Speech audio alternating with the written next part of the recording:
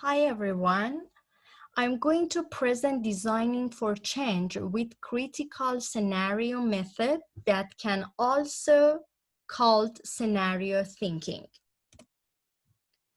As an introduction, I can say change can originate in a number of ways to impact on organizations. It can be initiated from within the organization or be generated from outside.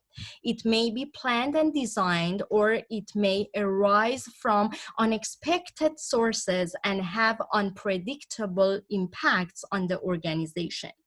Major change that impacts on the organization's ability to address its strategic aims and objectives or to fulfill its plans and operate effectively can also affect a wide range of stakeholders. Scenario method presents a framework for identifying the full range of driving forces, understanding their interaction with one another, and considering the range of different outcomes that might feasibly arise through different sets of mediating events and actions.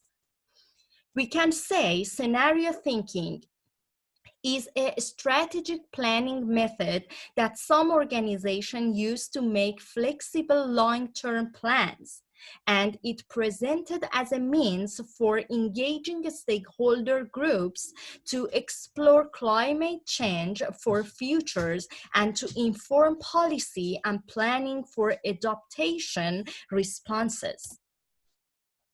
Why should the individual and organization practice scenario?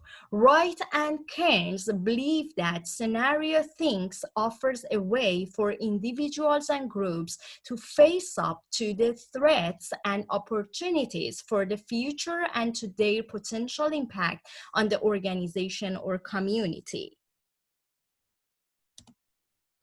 Let's look at the aims of scenario thinking. The process of scenario thinking enhances the evaluation and integration of information and promotes contingency planning for unfolding of both favorable and unfavorable futures.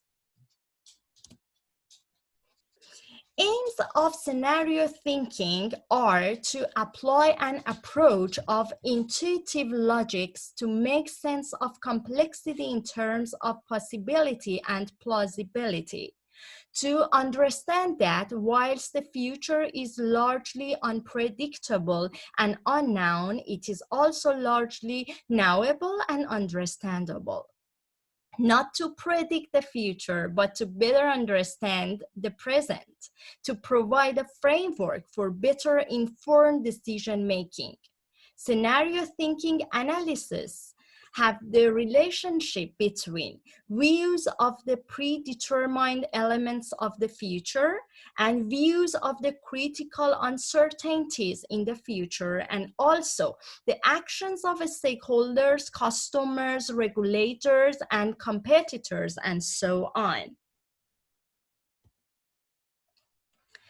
Let's see some rules for team-based scenario project. Every teams should adopt a round-robin approach where each member gets to present a single relevant idea in turn, with individuals dropping out as ideas as exhausted. Also, they should accept and agree that no idea can be challenged or excluded on the basis that it is wrong or nonsense. They should ask only questions for clarification, such as, why do you think that? What would happen if? Who do you think would? Who is a stakeholder? Whilst a shareholder has a purely financial interest in the organization, the stakeholder is defined broadly as any identifiable group or individual who can affect the achievement of an organization's objectives or who is affected by the achievement of an organization's objectives. These Effects can be political, economic, social, technological, environmental, or legal and illegal. This method should identify the broad range of stakeholders, all those who can affect or may be affected by the situation. They should consider their roles in relation to the focal issue of concern, their power to affect, and their interest in affecting the situation or their response to others' power and influence. The first stage of the process involves seeking to identify the broadest possible range of driving forces that will impact the focal issues over the foreseeable future. They identify drivers in relation to political, economic, social, technological, ecological, and legal factors. With working with scenarios, they enable group sense making in relation to complex and ambiguous problems, and they are not predictions of likely futures. Also, they offer insights into a range of possible and plausible futures. Primarily, they present ways of better understanding the diversity of the present. Let's see some obstacles of scenario thinking.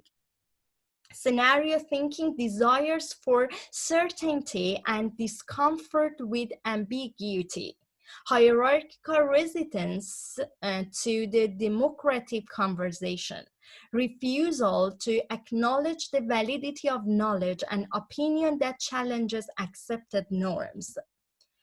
Scenario thinking as a way of being, actively seeking alternatives to the usual, considering the broadest range of factors that can impact any situation, and seeing the world through the eyes of others, managing risk through opening up possibilities, not closing them down.